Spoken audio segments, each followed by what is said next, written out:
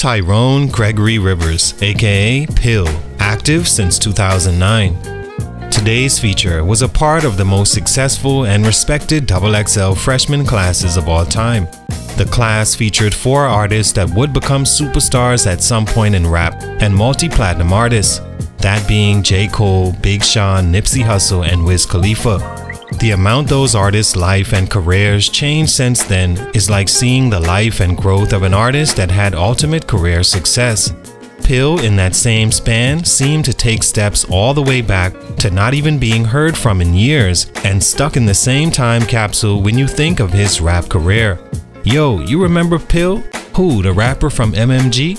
Is how the conversation would begin about Pill, because unfortunately since then, nothing much has come from the potential he had back in those days. I'll always say and believe that being an artist signed to another artist who happens to be one of the major figures in the rap game at the time has to be the most difficult path to follow. At the same time, it does come with tremendous amounts of opportunity, but also the greatest risk to fail. For some, the ones destined to become stars in their own right, it's more of a catapult and extra publicity, but to the ones on the borderline, each decision made is crucial.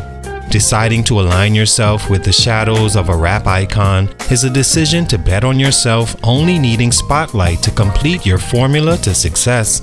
If you're right, then you become Drake or Nicki Minaj, Meek Mill, Wale, J. Cole, or Big Sean. If you're wrong, you become J-Hood, Stali, or Pill. It's a decision almost made for you, because imagine you're an upcoming rapper whose biggest accomplishment in the game thus far is being featured in the Source magazine as unsigned hype and signing a solo record deal, which is not an easy feat. Then Rick Ross comes along and wants to add you to one of the hottest labels in the game at the moment as not just a background artist, but one of the faces of what he's putting forth to the public. In maybe 99% of the cases, you'll likely agree to the situation and see where it goes from there.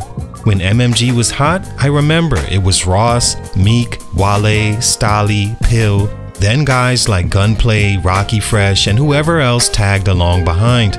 In that order, MMG was set and Pill was in good position to make something happen. Ross was already established and a well-oiled machine. Meek was almost certain to blow as a traditional rapper. Wale was coming with overall artistry different and deeper than anyone on the label. And then it all came down to Stali and Pill for who could use the light those guys brought and parlay that into their own success. Neither was able to do it. Pill most notably as an Atlanta rapper who had all the resources at his disposal. Not a definite star, but Pill did have a small window of success he failed to jump through, and for these reasons his potential was never met. What happened? Let's talk about it. It's your boy JC, Stunted Growth Music. Take a minute to like, subscribe, and comment on who I should do next. Pill is a rapper from Atlanta, Georgia that knew since his adolescent days he wanted to be a rapper. He grew up an athlete and had real opportunity to further his athletic ability all the way to college on a full scholarship to play football. He gave that up to continue having time to work on his craft and eventually become a full-time rapper. He'd get his big break when Killer Mike heard his music through a cousin who was actually Pill's classmate. Mike would work with Pill and it got him notoriety by the Source, who featured him as unsigned hype.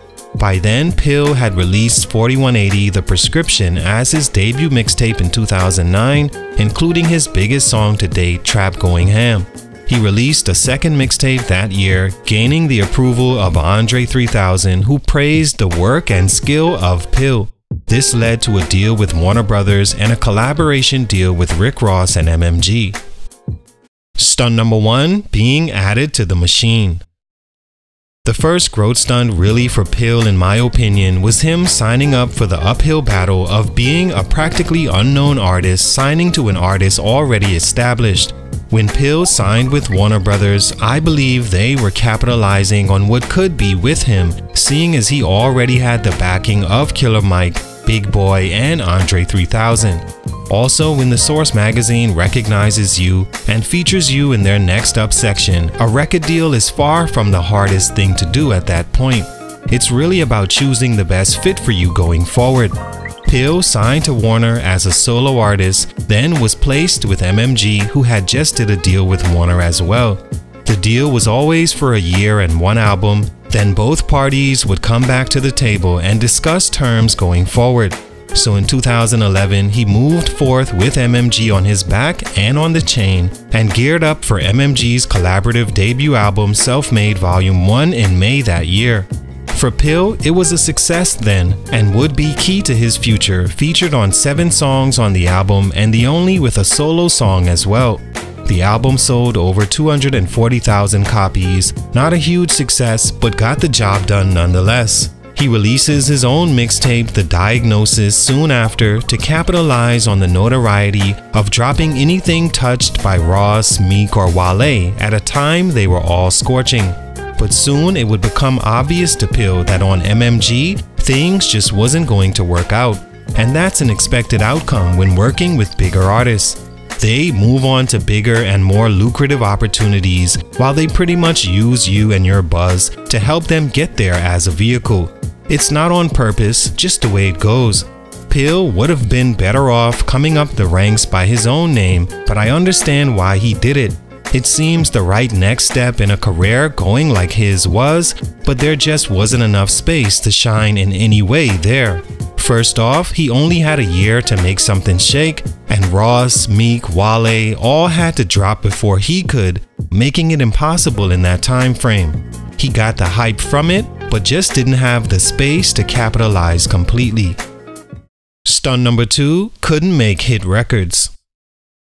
When Pill left MMG early 2012, Ross was asked about it, and his answer was not only real and honest, but encouraging, seeing he didn't have to be to an artist that's no longer affiliated with his label. He said that he hopes Pill finds himself a hit record one day and can make money off rap, and that he'll never get in the way of that, mainly by speaking down on Pill or his departure, which all parties knew was inevitable anyway. And you know what? Ross was spot on. Pill, on a major or indie, needed a hit record that was recognized on radio and all platforms, including Billboard, as such. It's par for the course. No hits, no grits. Pill fell under the net of so many other rappers who missed their window because while they were at their peak, they couldn't substantiate why they deserved to be in that position by making more hits. When that's the case, they're simply removed from the position for an artist who can.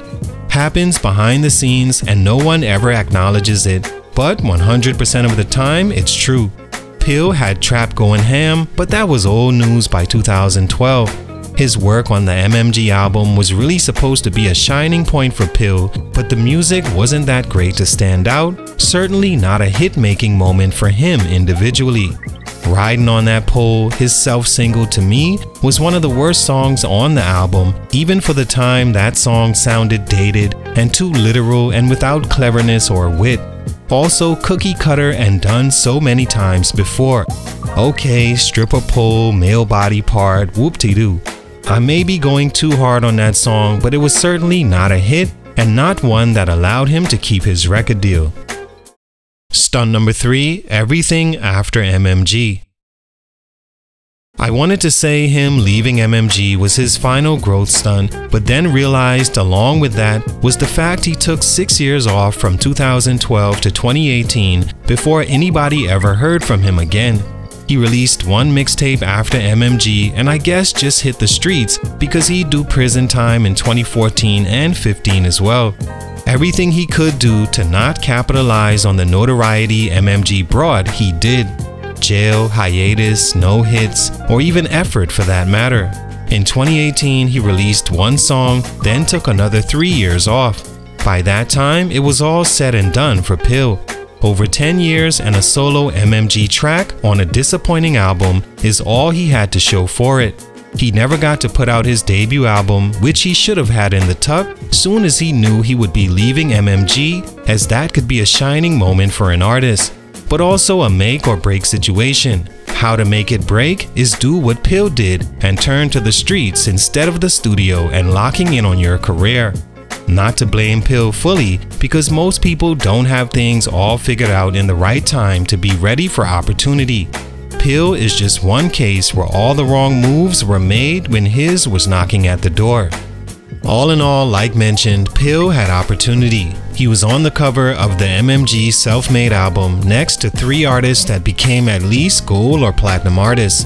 Not Gunplay or Stali or even Amarion, Pill. Everything would have to go wrong to foil that chance, and it did in Pill's case for these reasons. Salute, much respect. It's your boy JC Stunted Growth Music, and I'm out.